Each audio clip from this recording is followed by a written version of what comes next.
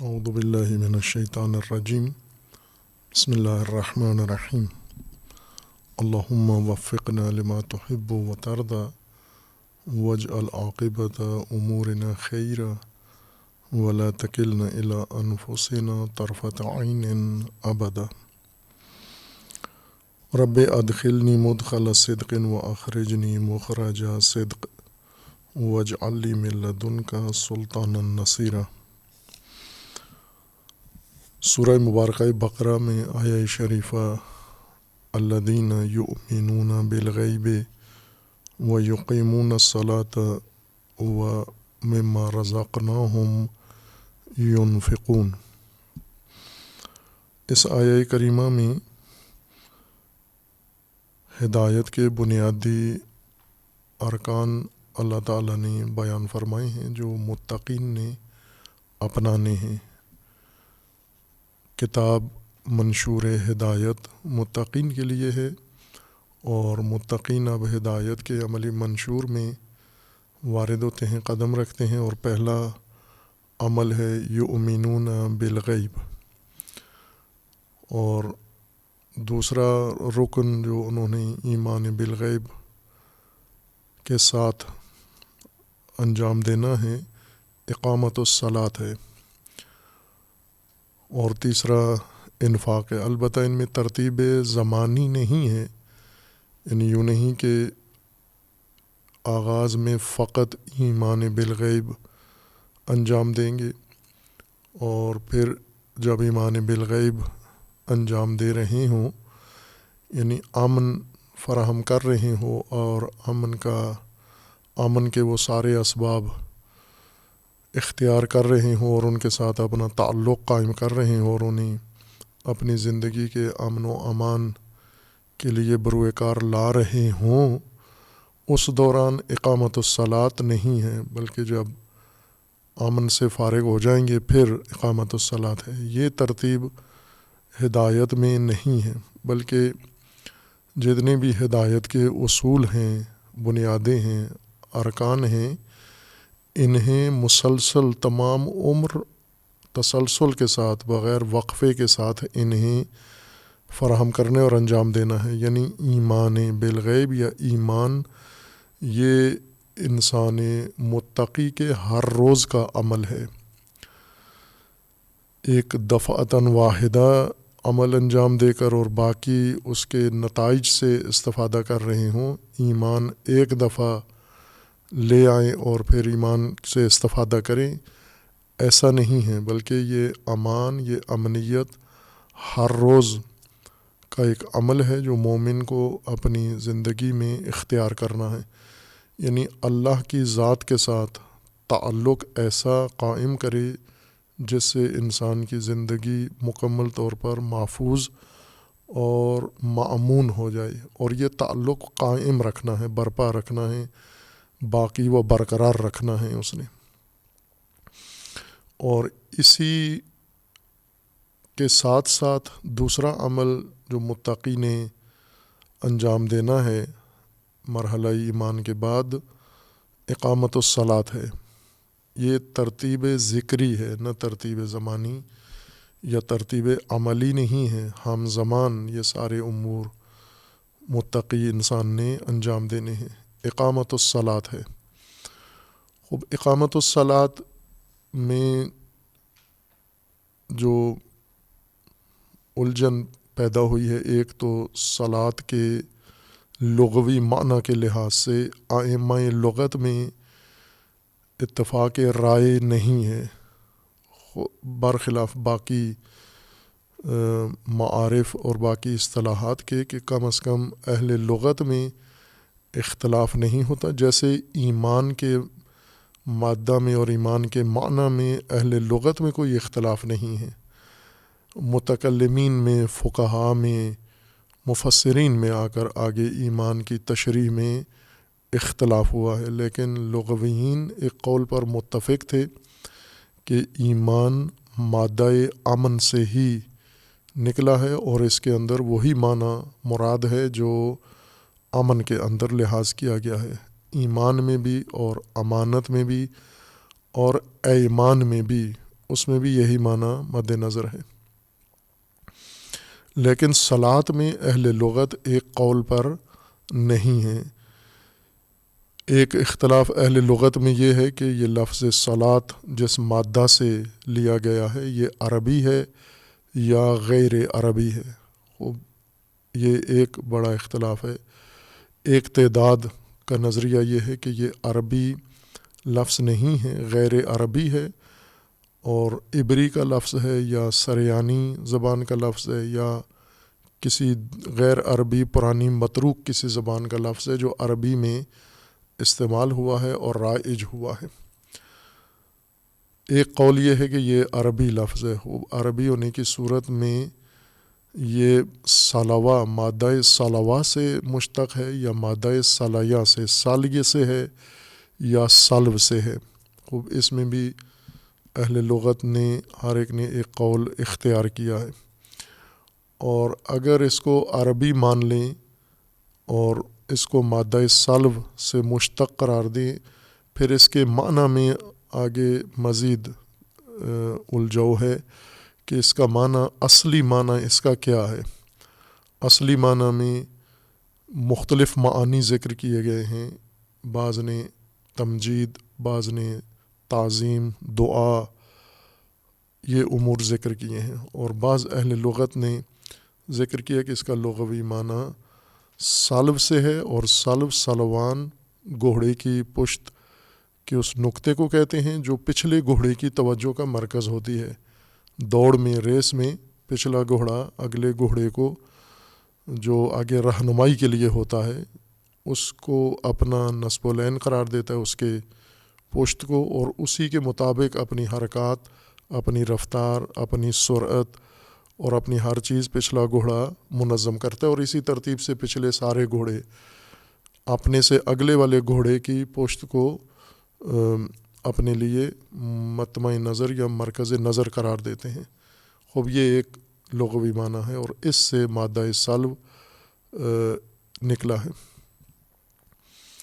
سالیہ کا مطلب آگ میں ڈالنا ہے۔ بعضوں نے صلاۃ کو اسی تناظر میں لیا ہے کہ صلاۃ یعنی یہی عبادت، اور اس عبادت کو اس لیے صلاۃ کہا جاتا ہے چونکہ انسان مومن و متقی نماز کے ذریعے اپنے آپ کو آگ سے بچاتا ہے، جبکہ سالیہ کا معنی آگ میں ڈالنا ہے، نہ بچانا ہے۔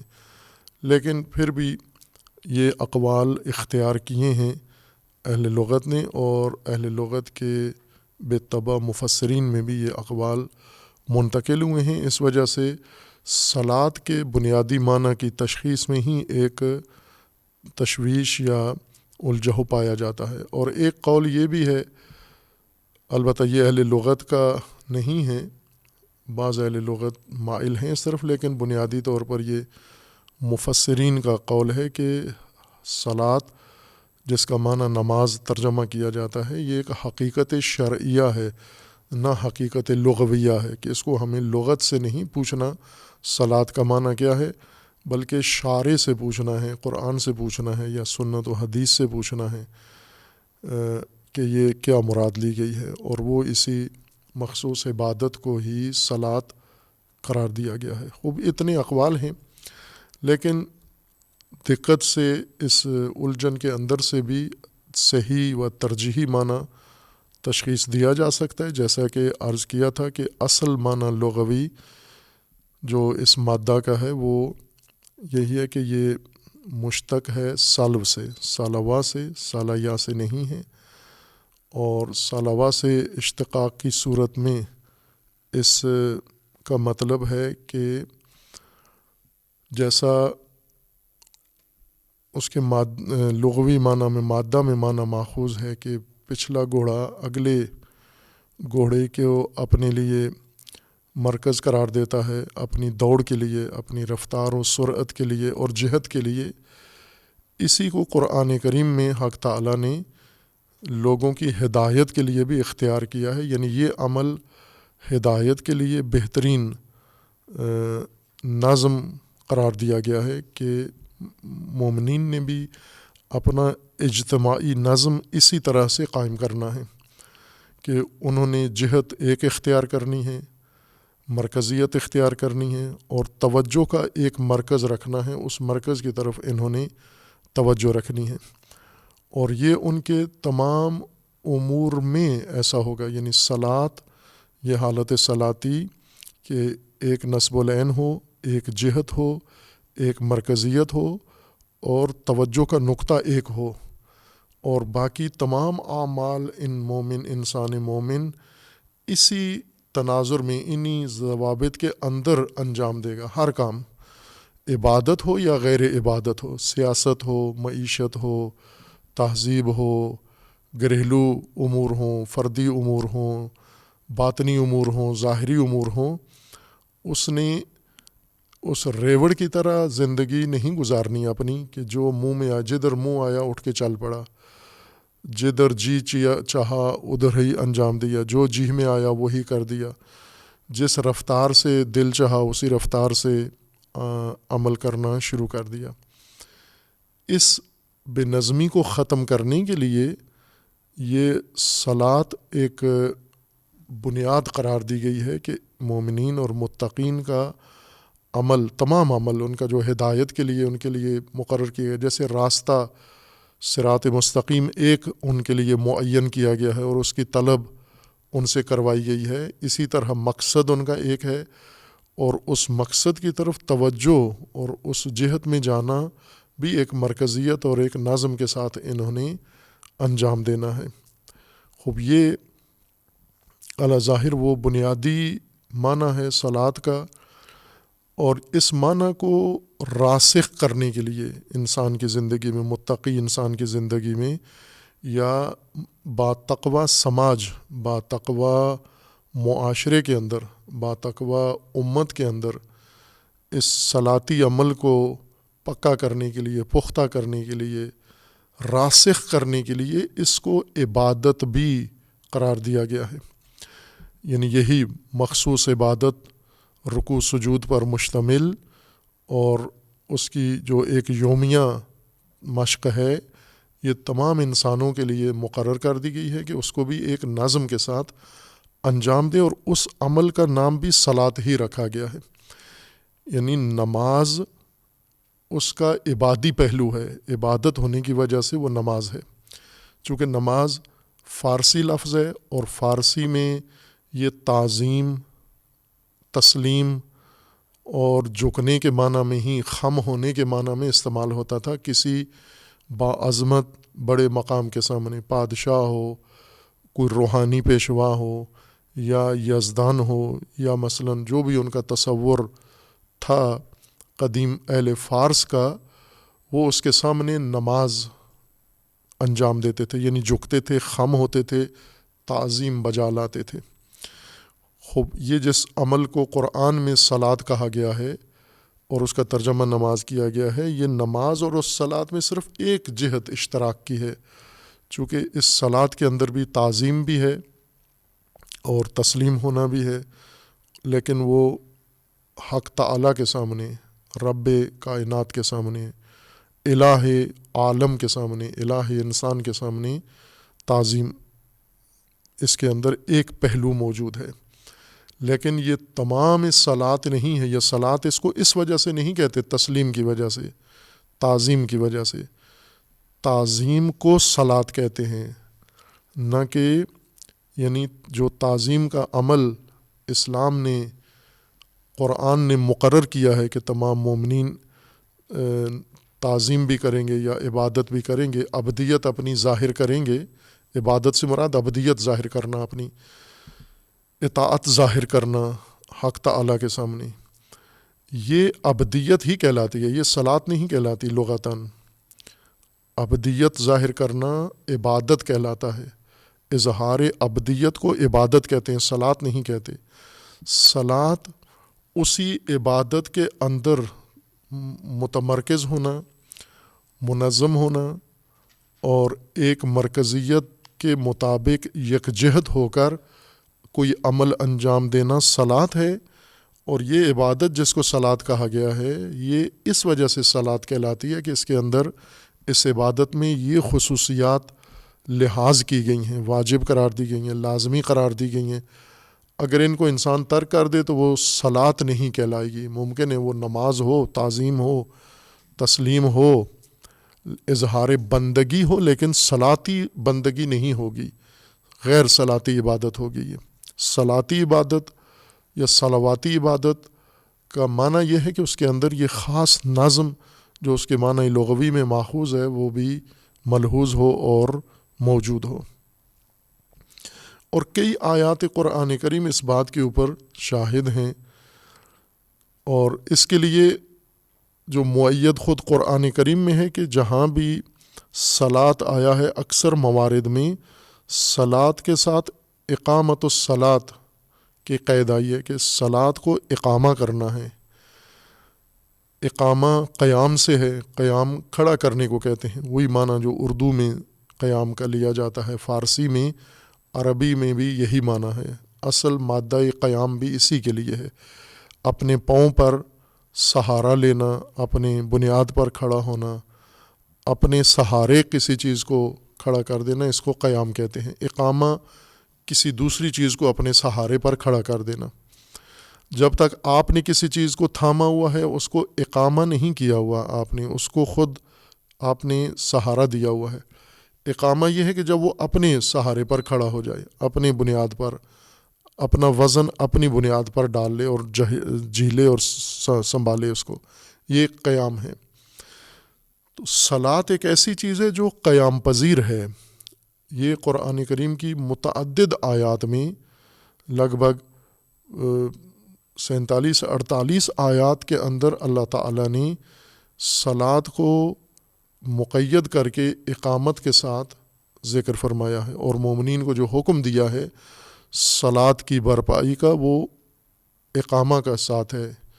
مقیمی الصلاۃ، اقیم الصلاۃ، اقام الصلاۃ، خوب یہ مادہ اس کے ساتھ ملحوظ ہے. یہ خود صلاۃ کی حقیقت یا صلاۃ کے معنی کی تشخیص کے لیے بہترین قرینہ ہے کہ صلاۃ اس عمل کو کہتے ہیں جو قیام پذیر ہو، جیسے قیام جو قیام کی وصف کو قبول کر سکے، قیام سے متصف ہو سکے اور انسان اس کو قیام دے سکے.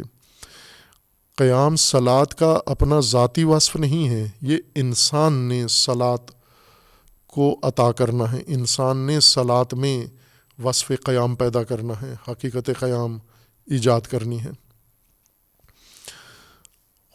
صلاۃ کو اول تو جو مصداق ہے صلاۃ کا، عبادت، جس کو صلاۃ اس وجہ سے کہا گیا اس عبادت کو کہ اس میں یہ صلواتیت ہے، یہ نظم ہے، یہ ایک ترتیب ہے اور مرکزیت ہے، اور یہ تمام اعمال ایک ڈسپلن کے ساتھ، ایک نظم کے ساتھ انجام پانے ہیں.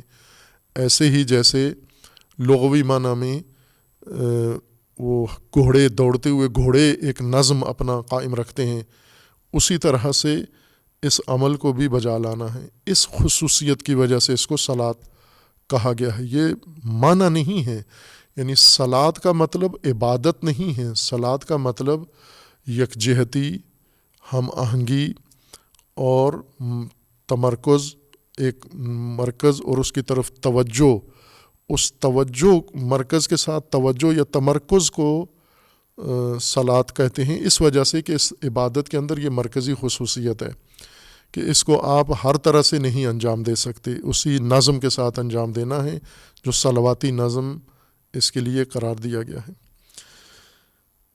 اور کچھ اثرات ہیں، جیسے نماز، صلاۃ کو کہا گیا کہ اقامہ کرنا ہے آپ نے. اب بہتر جیسے کہا تھا کہ یہی ہے کہ ہم اس کا ترجمہ نہ کریں، صلاۃ کا ترجمہ نماز نہ کریں، ہر چند اس میں نماز کی خصوصیت پائی جاتی ہے، ایک وصف صرف نمازی ہے اس کے اندر، لیکن صلاۃ بہت وسیع مفہوم ہے عطا عبادت کے اندر. اس عبادت معینہ میں رکوع و سجود میں ایک پہلو نماز کا ہے، یعنی تعظیم کا یا تسلیم کا یا جھکنے کا ایک پہلو ہے. باقی اس کے اندر صلاۃ میں جو باقی خصوصیات ہیں، نماز ان پر دلالت نہیں کرتا وصف نماز. ہر چند اب ہماری زبانوں میں یہ مترادف بن گئے ہیں، لیکن حقیقت کے لحاظ سے، لغت کے لحاظ سے صلاۃ نماز کے ساتھ ہم معنی نہیں ہے، اور نماز کا معنی صلاۃ نہیں ہے، صلاۃ کا معنی نماز نہیں ہے۔ صلاۃ و نماز میں ایک مشترک خصوصیت ہے، فقط اس حد تک ان میں تعلق ہے آپس میں۔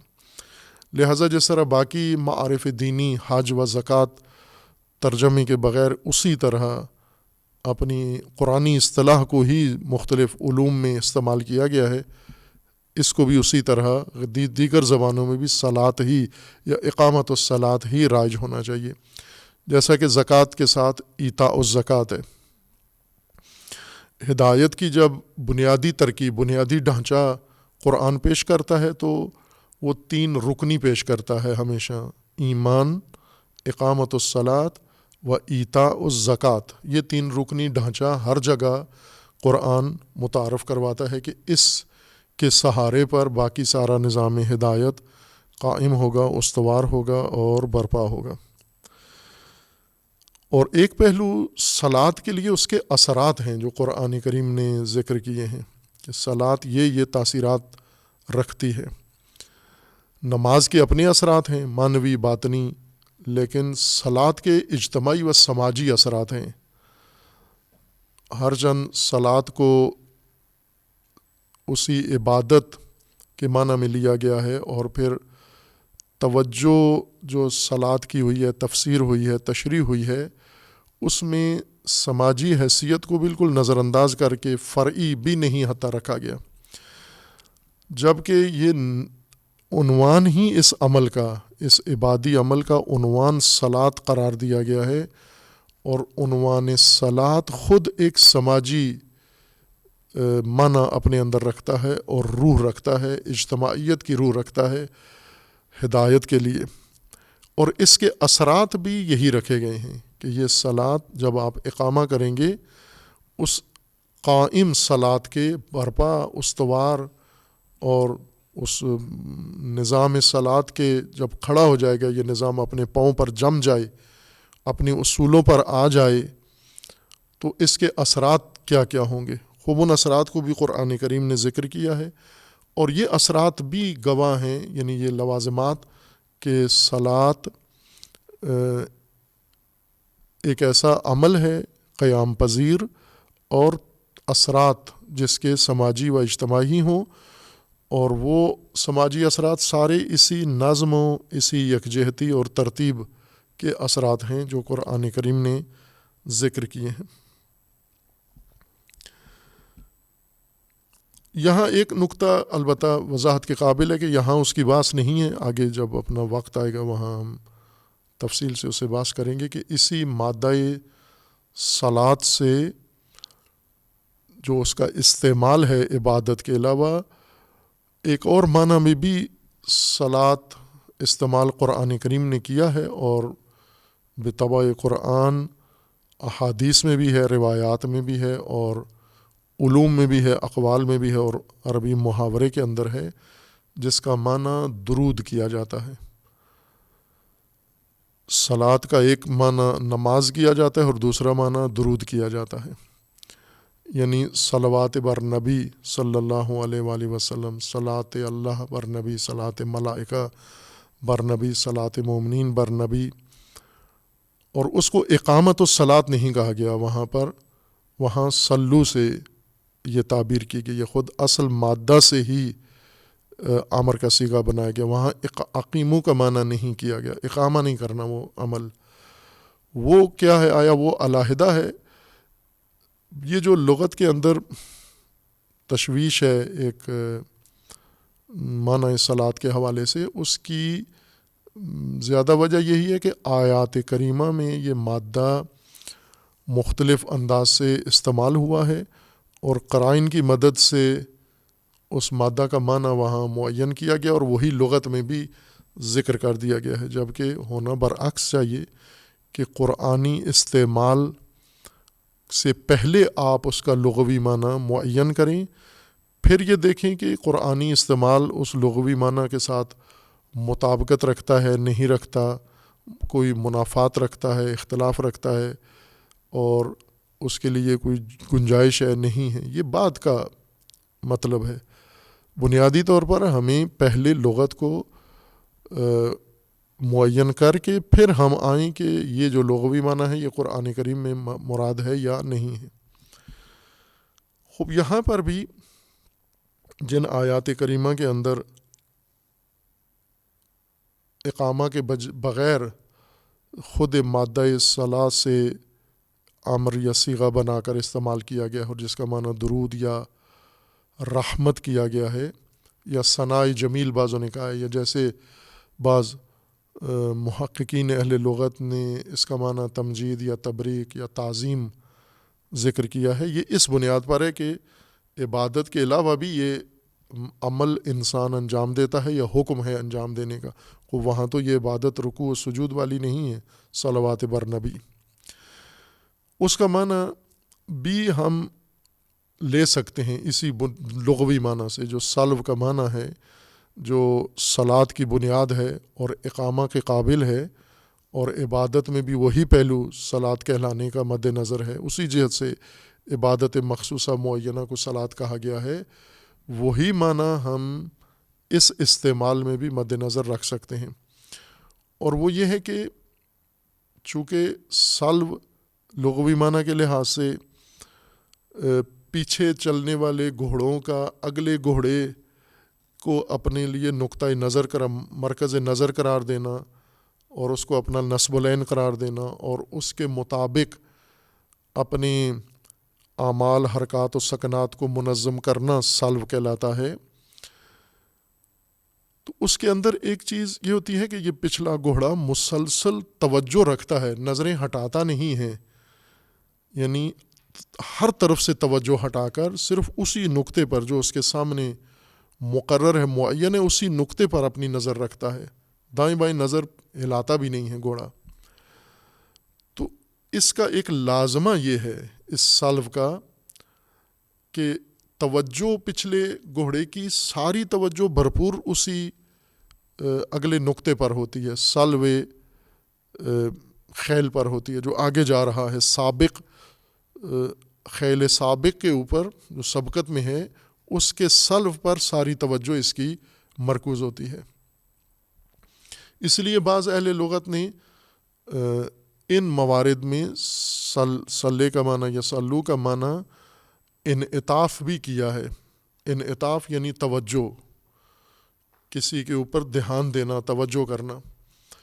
اور یہ جو موارد جہاں ہم معنی درود کرتے ہیں یا رحمت معنی کرتے ہیں، یہ لغوی طور پر درود و رحمت یا تبریک و تعظیم معنی نہیں بنتا، لغوی لحاظ سے یہ معنی بنتا ہے توجہ۔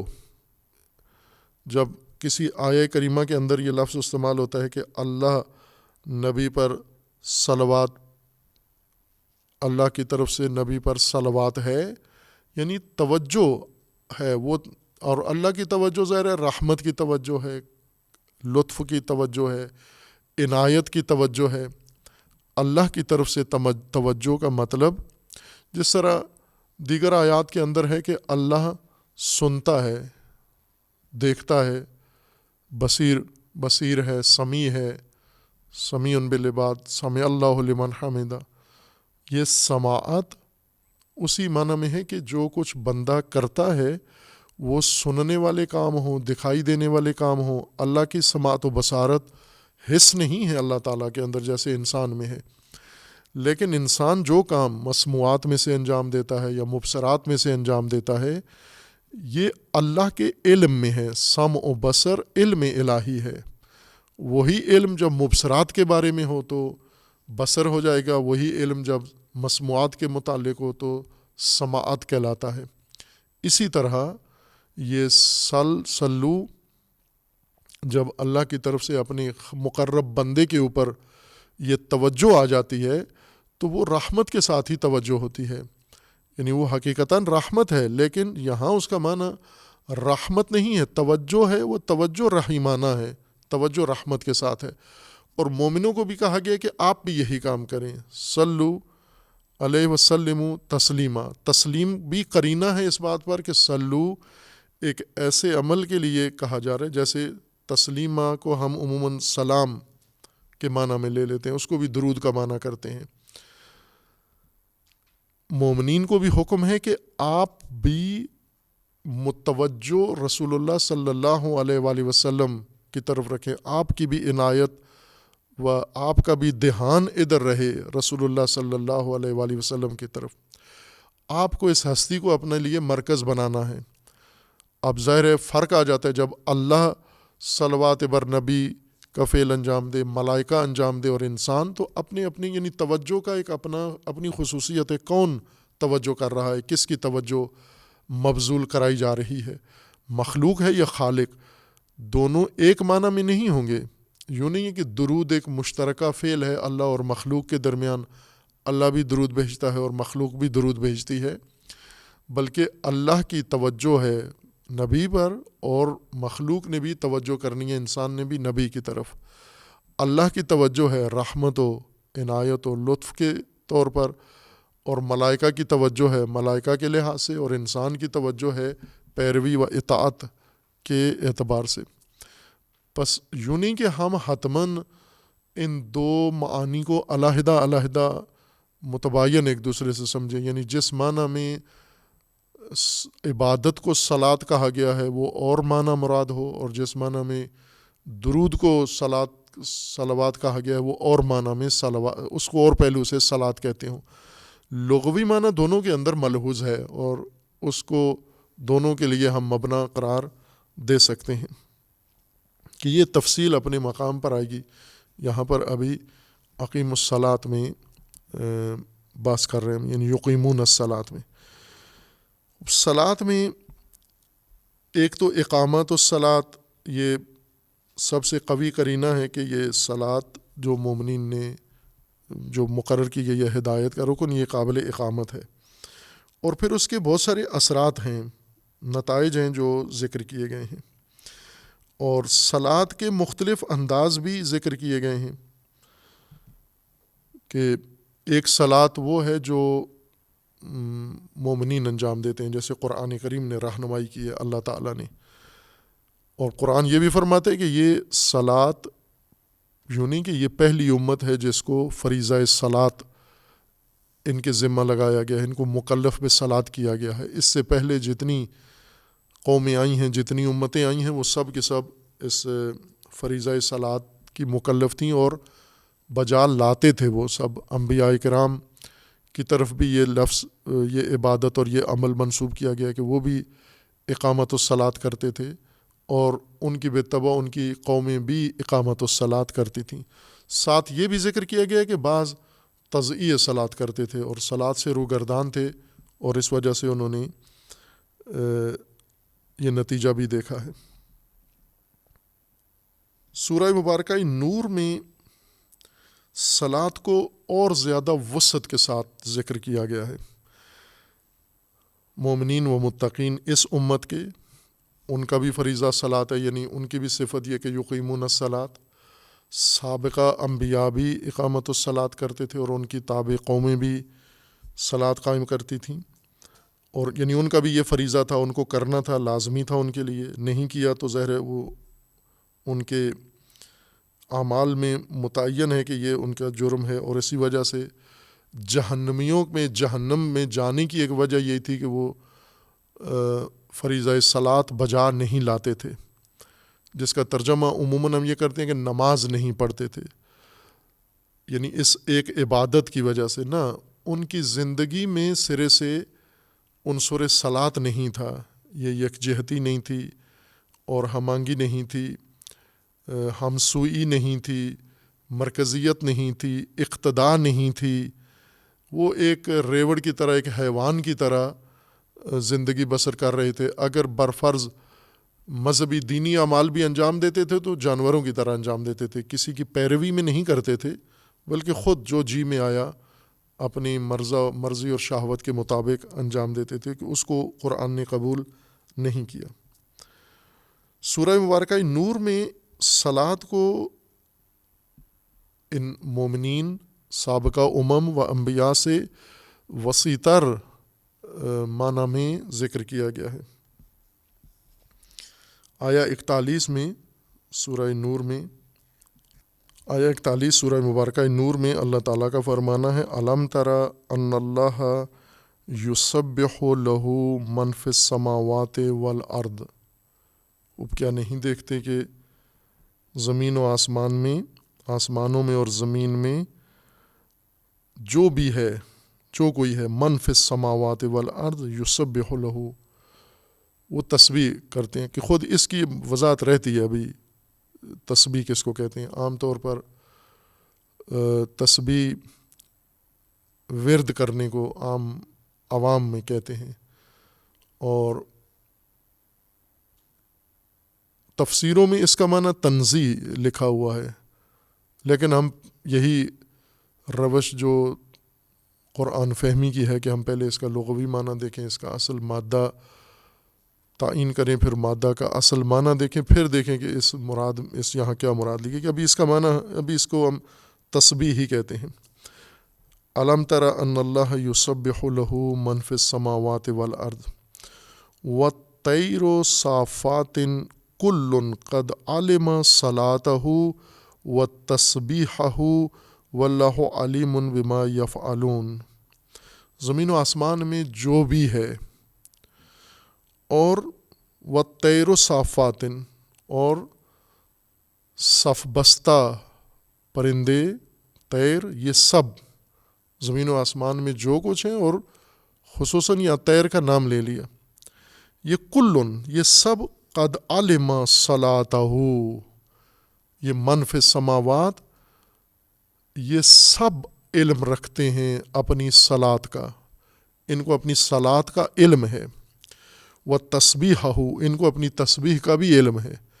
یہ آگاہ ہیں، یہ عالم ہیں، یہ جانتے ہیں کہ ان کی بھی ایک صلات ہے اور ان کی بھی ایک تسبیح ہے. واللہ علیم بما یفعلون، اور اللہ کو ان کے اس کا علم ہے. خوب یہاں پر بھی صلات اسی معنی میں ہے کہ وہ کیا صلات و تسبیح کرتے ہیں. یہاں بعضوں نے صلات عبادت معنی کیا ہے، بعضوں نے صلات درود معنی کیا، یعنی تسبیح و درود، صلوات یعنی درود اور سلام و رحمت وہ بھی پڑھتے ہیں، اور تسبیح وہ بھی کرتے ہیں. لیکن صلات کا اگر یہی لغوی معنی مراد لیں تو ان پر بھی صدق کرتا ہے. یعنی صلات ایک کائناتی نظم کا نام ہے، ایک خاص نظم ہے کہ جس میں اس منظومے میں متصل مخلوقات، ان کا ایک مدار ہے، ان کے آگے ایک مرکز ہے، اس مرکز کی کشش میں یہ سارے پروئے ہوئے ہیں، اور یہ اپنا مدار طے کر رہے ہیں، اور اس سے باہر نہیں جاتے، اس صلات سے باہر نہیں جاتے جو کچھ زمین و آسمان میں ہے. ہم خود زمین ہی کو دیکھ لیں کہ زمین کی صلات کیا ہے. صلات زمین نہ کہ رکوع و سجود والی عبادت زمین کرتی ہے. زمین کی صلات یعنی وہی جو ہم نے لغت میں دیکھا لفظ صلات، ایک سابق آگے موجود ہے، ایک مرکز، اس کے پیچھے ایک موجود دیگر ہے، اور اس پچھلے موجود نے اپنے آپ کو اس اگلے کے ساتھ ہم آہنگ رکھنا ہے. خوب یہ حالت زمین کے اندر بھی موجود ہے. یہ بقا زمین اسی کی وجہ سے ہے کہ زمین ایک موجود کے ساتھ متصل ہے، اور زمین کو اس کا علم ہے، اور اس سے باہر نہیں جاتی اپنے نظم سے. اور ہم مثلاً جس طرح علوم نے تشریح کی ہے یا انسان نے سمجھا ہے، زمین ایک منظومہ کا ایک حصہ ہے، جز ہے، اور وہ منظومہ ایک متحرک چیز ہے. صلات اس ہم آہنگی کو کہتے ہیں جو حرکت کے دوران ضروری ہے. یہ پہلے عرض کیا تھا معنی صلات کا. کھڑے کھڑے کسی کی طرف توجہ رکھنا یہ صلات نہیں ہے.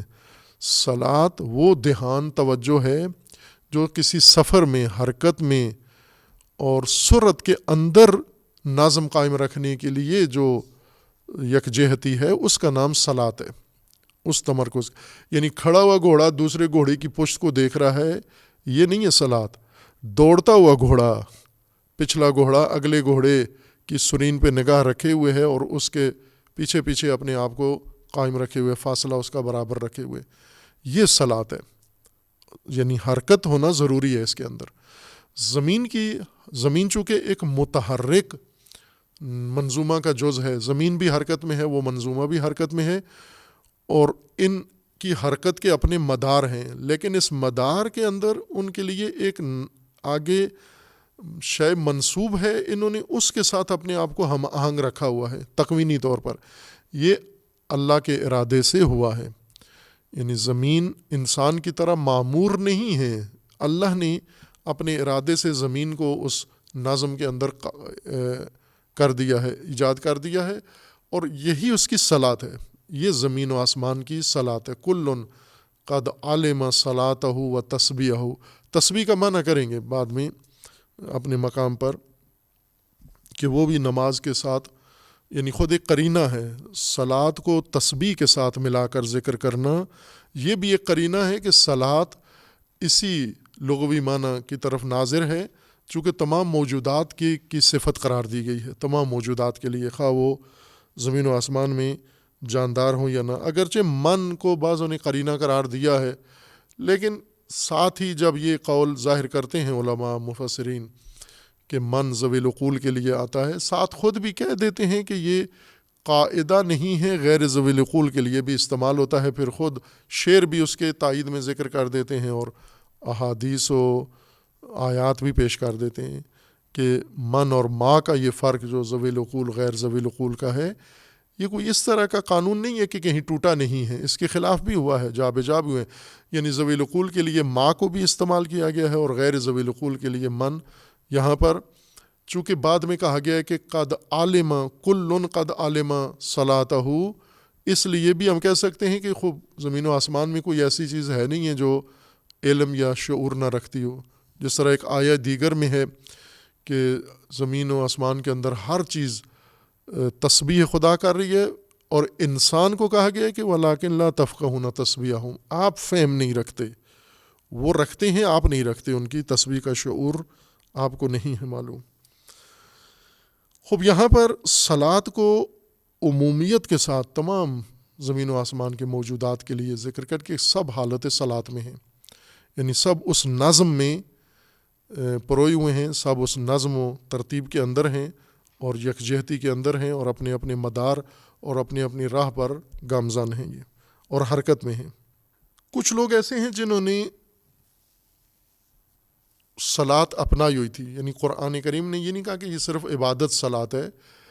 کچھ لوگ ایسے ہیں جنہوں نے اپنے طور پر اللہ کے بنائے ہوئے نظم اور صلاۃ اور یکجہتی اور اس انسجام کے مقابلے میں خود پیش کیا ہے. جیسے آج ہیں مثلا اللہ تعالیٰ نے ہدایت کا نظام انسان کے لیے پیش کیا ہے، انسانوں نے خود بھی بنا کر بیٹھ کر بنا لیا ہے اپنے لیے. ہر ملک کے اندر پارلیمان ہے، اس کا ایک آئین ہے، اس کا ایک کانسٹیٹیوشن ہے. انہوں نے خود آپس میں مشاورت کر کے اپنے لیے ایک آئین اللہ کے مقابلے میں بنا لیا ہے، ایک دین بنا لیا، جو کہ دین آئین مطاع کو کہتے ہیں، اس قانون کو کہتے ہیں جس کی اطاعت و پیروی کی جائے یا کی جا رہی ہو، اس کو اصطلاح میں دین کہتے ہیں. خوب یہ دین لوگوں نے بنایا ہوا ہے، مسلمان غیر مسلمان سب نے، اللہ نے بھی بنایا ہے، انہوں نے بھی بنا لیا ہے. اور اللہ کا آئین معطل ہے، اس کی اطاعت نہیں ہوتی، یعنی وہ اسلام ہے، شریعت ہے، لیکن دین کا اس کو عنوان دینے کے لیے تیار نہیں ہے. مسلمان اسلام کو، قرآن کی ہدایت کو اپنا دین بنانے کے لیے تیار نہیں ہے کہ یہ ہمارا دین ہو. دین یعنی ہم اس کی اطاعت کریں گے اور اس کی پیروی کریں گے. ہم اپنے آئین کو دین بنایا ہوا ہے، جو خود بنایا اس کے مطابق کم و بیش عمل کرتے ہیں. یہ اسی طرح صلاۃ بھی ایک اللہ نے صلاۃ ان کے لیے نظم مقرر کیا ہے سماجی اجتماعی زندگی کے لیے، اور اس سماجی نظم کی برقراری کے لیے عبادت، ایک صلاتی عبادت اللہ تعالیٰ نے مقرر کی ہے تاکہ صلاتی عمل کو راسخ کر دیا جائے ان کے اندر، روزانہ ان سے تکرار کروایا جائے تسلسل کے ساتھ، وقفے کے بغیر، تاکہ وہ صلاتی تمرین، مشق ان کی تمام زندگی کا معمول بن جائے. یہ کام دوسرے اپنے طور پر انہوں نے انجام دیا تھا. سورہ انفال میں آیا 35 میں یہ مشرکین کے بارے میں ہے کہ ان کے سامنے رسول اللہ صلی اللہ علیہ وآلہ وسلم نے اللہ کا دین پیش کیا اور انہوں نے یہ قبول نہیں کیا، رسول اللہ سے اللہ کا دین قبول نہیں کیا، اور جو کچھ رسول اللہ پیش کرتے تھے وہ اس کے مقابلے میں خود اپنا بنا ہوا آبائی اجدادی آئین دین طریقہ پیش کرتے تھے کہ آپ جو ہمیں بتا رہے ہیں اس کی ہمیں ضرورت نہیں ہے، چونکہ خود ہمارے پاس پہلے سے یہ چیز موجود ہے۔ آیا 31 میں سورہ مبارکہ انفال میں اللہ تعالیٰ کا فرمان ہے وَإِذَا تُتْلَى عَلَيْهِمْ آيَاتُنَا قَالُوا قَدْ سَمِعْنَا لَوْ نَشَاءُ لَقُلْنَا مِثْلَ هَذَا إِنْ هَذَا إِلَّا أَسَاطِيرُ الْأَوَّلِينَ۔ جب رسول اللہ صلی اللہ علیہ وآلہ وسلم ان کے سامنے اللہ کی آیات تلاوت کرتے تو وہ یہ کہتے کہ قالوا قد سمعنا لو نشاء لقلنا مثلها، ہمیں پتہ ہے، ہم نے سنی ہوئی ہیں یہ آیات، یعنی آپ کے سنانے سے پہلے سے ہی ہمیں پتہ ہے۔ آج بھی بہت سارے لوگ یہ کرتے ہیں، جب کوئی عالم مبلغ ان لوگوں کو کوئی قرآن کی ہدایت بتائے، دین کا کوئی مطلب بتائے تو جانتے نہیں ہیں، لیکن مقابلے میں اپنے اس گناہ کارانہ مجرمانہ غرور میں، تکبر میں، عزت میں یہ کہہ دیتے ہیں کہ آپ ہمیں لا علم سمجھتے ہیں، نادان سمجھتے ہیں کہ ہم ایسے ہی بیٹھے ہوئے ہیں، ہم پہلے سے جانتے ہیں، سمجھتے ہیں۔ لو نشاء لقلنا مثل هذا، ہم چاہیں تو ہم بھی ایسی باتیں کر سکتے ہیں، ہم ضرورت نہیں سمجھتے آپ کرتے رہتے ہو، آپ کو ضرورت ہے، ہمیں ضرورت نہیں ہے یہ باتیں کرنے کی، ورنہ ہم اگر چاہتے تو ہم بھی ایسی باتیں کر سکتے ہیں۔ ان ھذا الا اساطیر الاولین، یہ کہانیاں ہیں جو آیات بنا کر آپ قرآن بنا کر ہمیں سنا رہے ہو، یہ دراصل کہانیاں ہیں پرانی، اور یہ ہمیں بھی پتہ ہے پرانی کہانیاں ہم نے بھی سنی ہوئی ہیں، ہم بھی سنا سکتے ہیں آپ کو، افسانے ہیں یہ۔ وَإِذْ قَالُوا، اب یہ ان کا رویہ تھا، رد عمل تھا اللہ کے دین کے مقابلے میں۔ وَإِذْ قَالُوا اللَّهُمَّ إِنْ كَانَ هَذَا هُوَ الْحَقُّ مِنْ عِنْدِكَ فَأَمْطِرْ عَلَيْنَا حِجَارَةً مِنَ السَّمَاءِ أَوْ ائْتِنَا بِعَذَابٍ عَلِيمٍ۔ اور دوسری طرف سے یہ کہتے تھے کہ یہ رسول اللہ جو کچھ کہہ رہے ہیں اگر یہ سچ ہے، حق ہے، تو پھر بہتر یہ ہے کہ ہم اس حق کو ماننے کے بجائے ہم پر پتھروں کی بارش ہو، آسمان سے پتھر برسیں اور ہم ہلاک ہو جائیں، عذاب ہم پر نازل ہو جائے، وہ ہمیں آسان لگتا ہے، نبی کی بات سننا اور قبول کرنا ہمارے لیے دشوار ہے، عذاب ہمیں قبول ہے۔ اتنے ہٹ درم تھے یہ۔ وَمَا كَانَ اللَّهُ لِيُعَذِّبَهُمْ وَأَنْتَ فِيهِمْ وَمَا كَانَ اللَّهُ مُعَذِّبَهُمْ وَهُمْ يَسْتَغْفِرُونَ۔ خوب یہ جو ان کی آرزو ہے کہ اگر یہ حق ہے تو ہم پر پتھر برسیں، اللہ ایسے نہیں کرے گا، چونکہ آپ ان کے اندر ہیں، لہٰذا یہ عذاب ان پر نہیں نازل ہوگا، اور اگر وہ استغفار کر لیں تو بھی ان پر عذاب نازل نہیں ہوگا۔ وَمَا لَهُمْ أَنْ لَا يُعَذِّبَهُمُ اللَّهُ وَهُمْ يَصُدُّونَ عَنِ الْمَسْجِدِ الْحَرَامِ وَمَا كَانُوا أَوْلِيَاءَهُ إِنْ أَوْلِيَاؤُهُ إِلَّا الْمُتَّقُونَ وَلَكِنَّ أَكْثَرَهُمْ لَا يَعْلَمُونَ۔ پھر یہ بھی بتا دیا گیا کہ عذاب ٹلا نہیں ان سے، اگر یہ استغفار بھی نہیں کرتے اور رسول اللہ بھی ان کے درمیان سے ہٹ جائیں تو پھر ان پر عذاب ہوگا، چونکہ ان کے جو جرم ہیں وہ یہ ہیں کہ یہ مسجد الحرام سے روکتے ہیں لوگوں کو، جبکہ انہیں کوئی ولایت حاصل نہیں ہے، مسجد کی ولایت فقط متقین کے پاس ہے، لیکن یہ نہیں جانتے، اکثر یہ نہیں جانتے۔ وَمَا كَانَ صَلَاتُهُمْ عِنْدَ الْبَيْتِ إِلَّا مُكَاءً وَتَصْدِيًّا فَذُوقُوا الْعَذَابَ بِمَا كُنْتُمْ تَكْفُرُونَ۔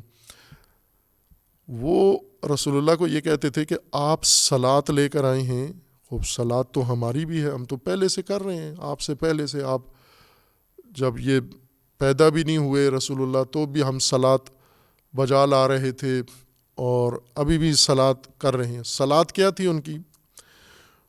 قرآن فرماتا ہے کہ وہ جمع ہوتے تھے کعبہ کے گرد، طواف کرتے تھے، قرآن کریم نے فرمایا کہ یہ جو صلات ان کی تھی یہ مکاً و تصدیتن، یہ غل غپاڑا، سیٹیاں بجانا، جس طرح ابھی ہوتا ہے نا لوگ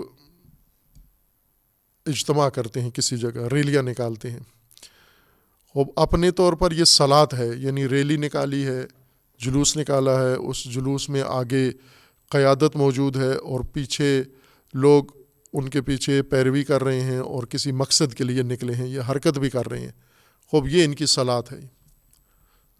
لیکن یہ جو آپ جس کو صلات کہہ رہے ہو یہ تو ایک ریوڑ ہے، غل غپاڑا ہے، یہ ریلی جو نکالی ہوئی ہے، سیٹیاں بجا رہے ہو، اس میں ہلڑ بازی ہے، اس میں تو وہ نظم ہی نہیں ہے۔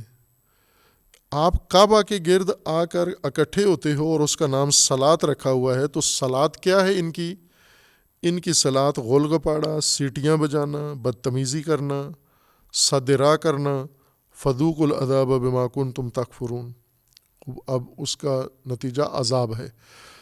یہاں پر مشرکین کے اس عمل کو بھی قرآن نے صلات کہا ہے، لیکن ان کی صلات کی کیفیت کیا ہے؟ ان کے صلات کی کیفیت یہ ہے کہ وہ جمع ہوتے ہیں، کسی کے کہنے پر، کسی کی کال پہ آ جاتے ہیں، آ کے غل غپاڑا کرتے ہیں، بدتمیزی کرتے ہیں اور سیٹیاں بجاتے ہیں، جیسا میلوں میں ہوتا ہے عموماً، درنوں میں اور ان کاموں میں ہوتا ہے، یہ کام کر کے اٹھ کے چلے جاتے ہیں، اس کو صلات کہہ رہے ہیں۔ اور ادھر سے قرآن کریم نے جو صلات ان کے لیے مقرر کی ہے، اس کو دیکھیں کہ جب مثلا جماعت قائم ہوتی ہے، رسول اللہ صلی اللہ علیہ وآلہ وسلم اقامت الصلاۃ کرتے ہیں، امت پیچھے کھڑی ہوتی ہے، خاموشی ہوتی ہے، ایک انسجام ہوتا ہے، نظم ہوتا ہے، ڈسپلن ہوتا ہے، مرکزیت ہوتی ہے، اس مرکزیت کے مطابق تمام اعمال انجام دیتے ہیں، یکجہتی ہوتی ہے، یوں نہیں ہے کہ ہر ایک اپنی الگ بولی بول رہا ہے، ہر ایک الگ سر لگائے ہوئے ہے، منہ ہر ایک کا الگ سمت میں ہے، کوئی کس طرف دیکھ رہا ہے، کوئی کس طرف نہ۔ اس صلات کو دیکھیں تو اس کے اندر ایک نظم ہے، ایک ہم آہنگی ہے اور یکجہتی ہے، لیکن ان کی صلات میں بدتمیزی ہے، سیٹیاں بجانا ہے، اچھل کود ہے، وہ اس کو صلات کہتے ہیں۔ اسی طرح قرآن کریم نے سورہ مبارکہ معارج میں صلات کو ایک عمل دائمی قرار دیا ہے، متقین کے لیے، مصلین کے لیے، کہ یہ دائم الصلاۃ ہیں، دائماً صلات میں ہیں۔ یہ بہت اہم قرینہ ہے صلات کے معنی کو سمجھنے کے لیے، اور جو عرض کیا ہے کہ خداوند تبارک و تعالیٰ نے صلات کو اسی لغوی معنی میں مراد لے کر اور مومنین کے لیے عبادت صلاتی مقرر کی ہے، اور عبادت کے علاوہ باقی ہدایت بھی صلاتی ہے، یعنی ہم یوں کہیں کہ قرآن کی تمام ہدایت صلواتی ہے۔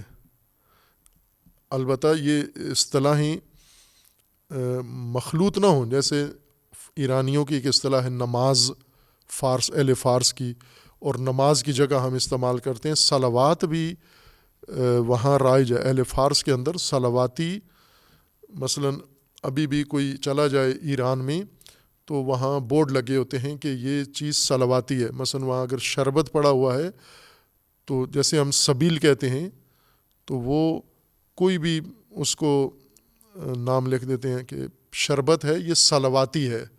صلواتی کا مطلب ہے کہ صلوات پڑھو اور مفت میں پیو، صلوات کا مطلب مفت وہاں لیا جاتا ہے۔ مثلا آپ جا کے پوچھتے ہیں نا کہ یہ کھانا پکا ہوا ہے، لنگر کہیں پکا ہوا ہے، تو آپ سمجھتے ہیں بک رہا ہے، کتنے میں پلیٹ ہے، تو وہ کہتے ہیں نہیں، قیمت نہیں ہے، صلواتی ہے، یعنی مفت میں ہے، صلوات پڑھ کے کھا جاؤ اس کو۔ یا کوئی اور چیز ہے، مثلا گاڑی ہے، آپ پوچھتے ہیں کرایہ کتنا ہے، کہتے ہیں نہیں ہے، کرایہ نہیں ہے، صلواتی ہے۔ صلواتی یعنی مفت ہے۔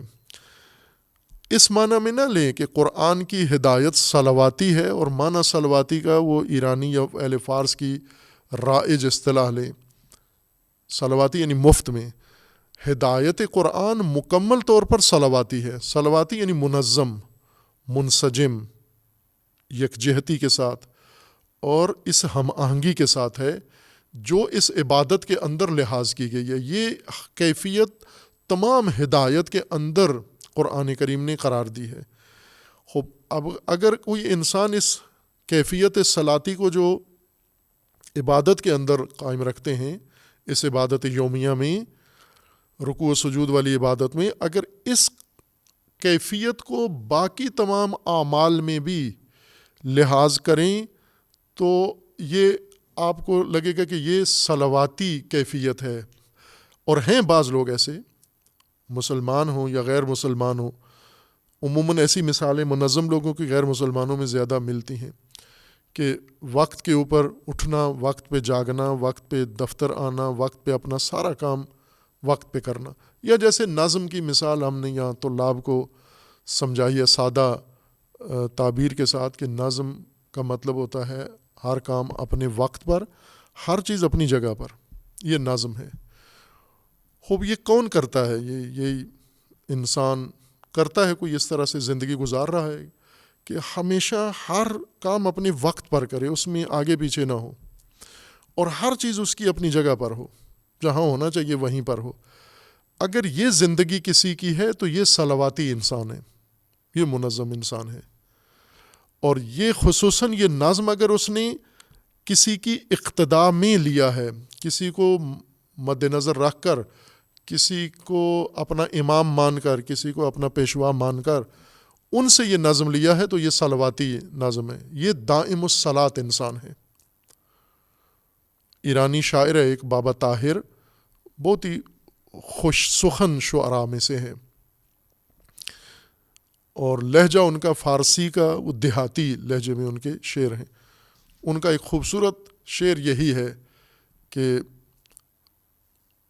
مبارک ہو ان کو خوشا بحال آنان کے دائماً در صلاتن، یعنی خوش بحال ہیں وہ لوگ، خوش قسمت ہیں وہ لوگ جو ہمیشہ نماز میں ہیں، ہمیشہ صلات میں ہیں. خوب اس کا معنی تو وہی نماز لیتے ہیں، صلات کا معنی، لیکن یہاں پر مراد یہ ہے کہ اگر اس طرح کا انسان زندگی گزارے جیسی صلات، عبادی صلات میں وقت پہ، چونکہ صلات موقوت واجب ہے، وقتی واجب ہے، وقت کے ساتھ منظم ہے. اگر باقی زندگی بھی ایسی ہی ہو جائے ہر انسان کی، تمام زندگی اس کی، تو یہ صلواتی زندگی بن جاتی ہے. اب آپ قرآن کریم کو مشاہدہ کریں سورہ معارج میں آیت 23 میں. یہاں پر اب صلات کو قرآن نے دیکھیں کیسے استعمال کیا، کس تناظر میں، کس سیاق میں صلات کا ذکر آیا ہے. ان الانسان خلق ہلوعا، آیا 19 میں ہے، انسان بخیل خلق ہوا ہے، حریص خلق ہوا ہے.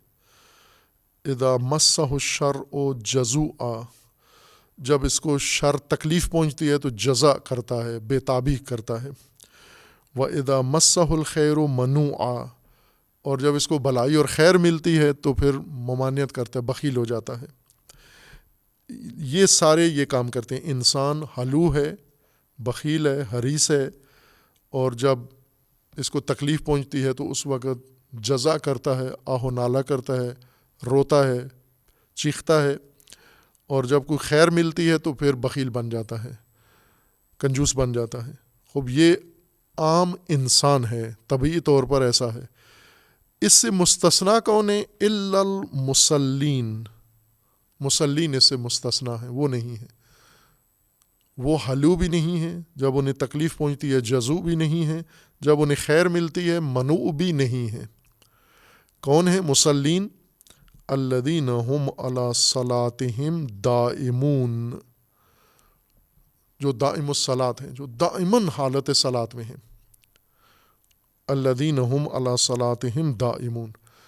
اور اس سے مراد یہ نہیں کہ دائماً نماز میں ہیں، دائماً رکوع و سجود میں، جب دیکھو دن رات کھڑے ہوئے عبادت کر رہے ہیں. صلاۃ ان کی تمام، یعنی جب خیر ان کو ملے تو بھی مصلین ہیں، جب تکلیف میں ہوں، بیمار ہوں تو بھی مصلین ہیں، تنگی تنگ دستی ہو تو بھی مصلین ہیں، خوشحالی کے دنوں میں بھی مصلین ہیں. یہ اس حالت صلاتی و صلواتی کو ترک نہیں کرتے، یہ ان کی شخصیت کا حصہ بن گیا ہے.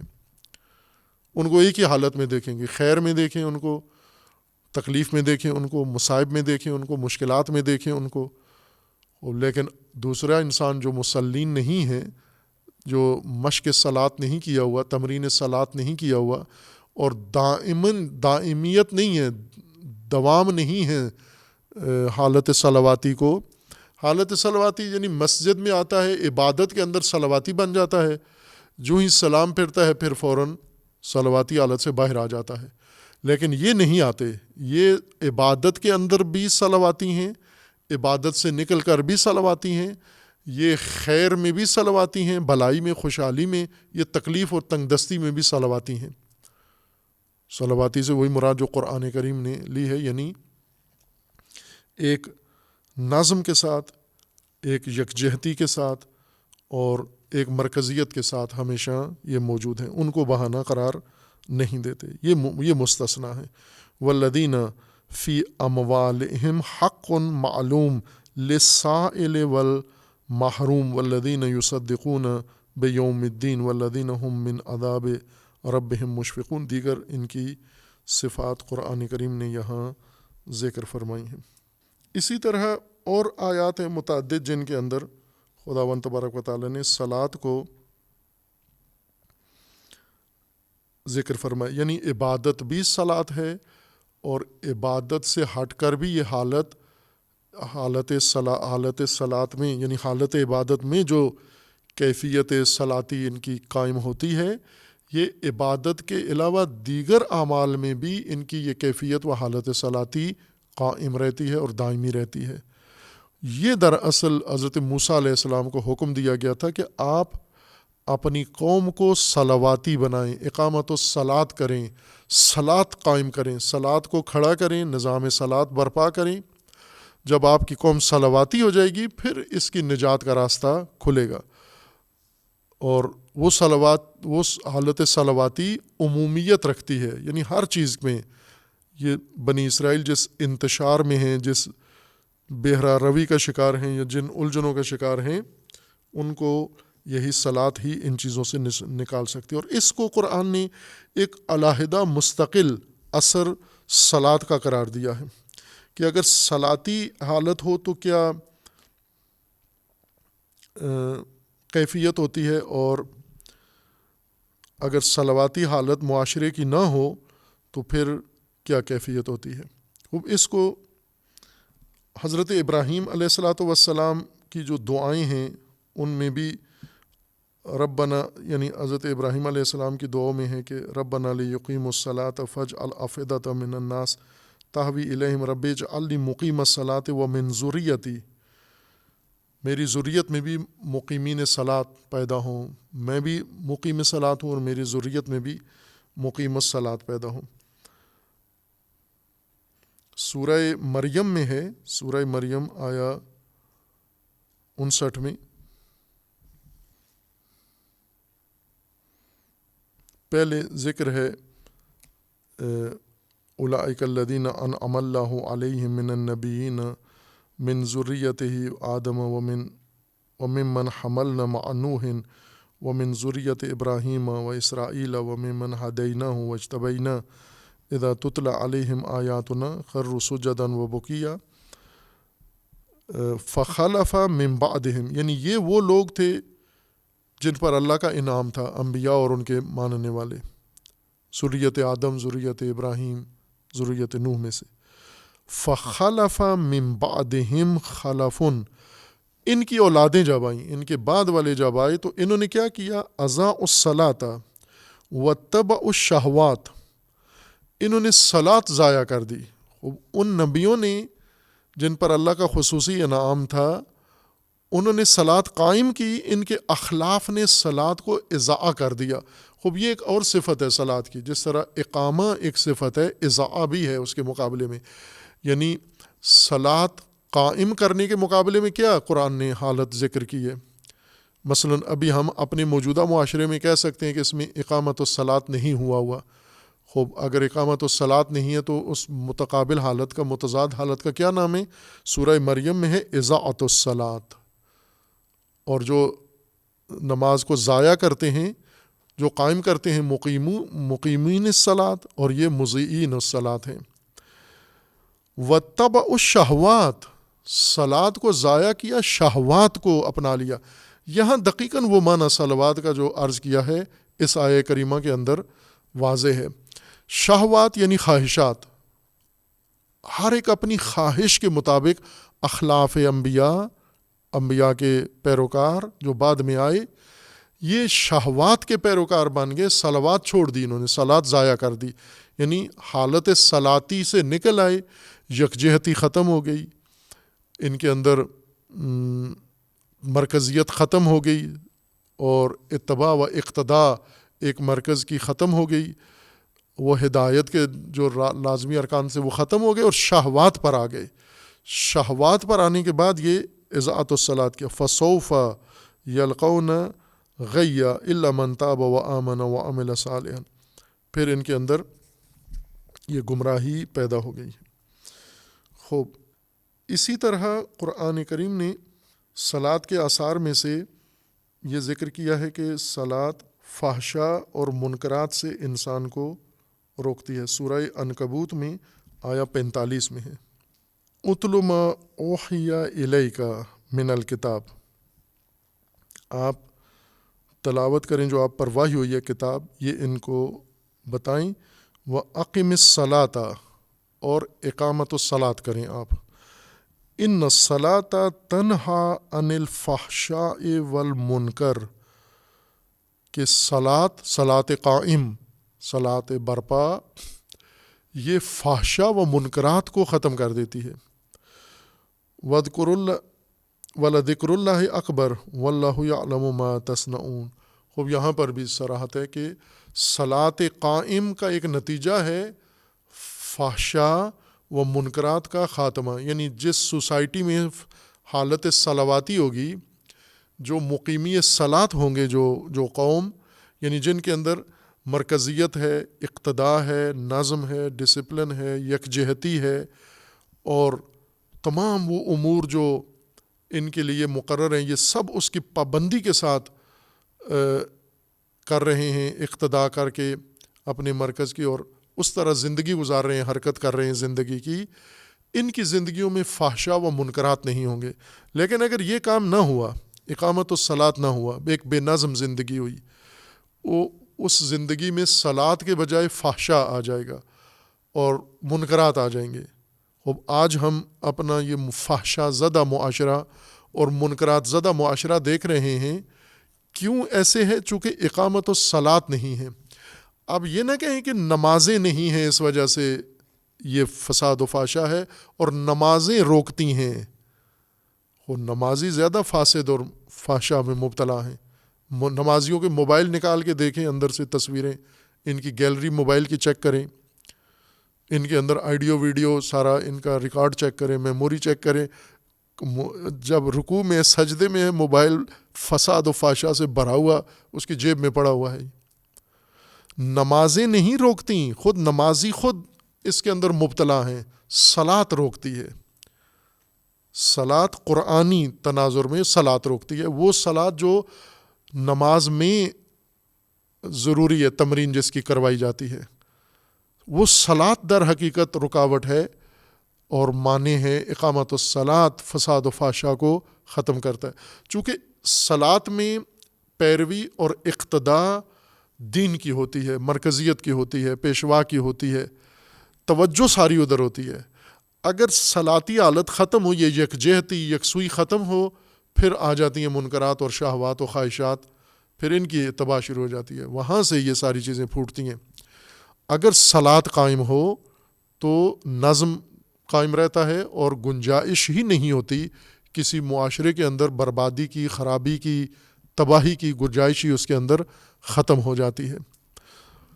خب پس متقین کی ہدایت کا دوسرا رکن ایمان بالغیب کے بعد اقامت الصلاۃ ہے، اور صلاۃ عبادی بھی ہے اور صلاۃ عمومی بھی ہے۔ کائناتی صلاۃ قرآن نے ذکر کی ہے، عمومی صلاۃ قرآن نے ذکر کی ہے، اور معاشرتی صلاۃ قرآن نے ذکر کی ہے، دائمی صلاۃ قرآن نے ذکر کی ہے۔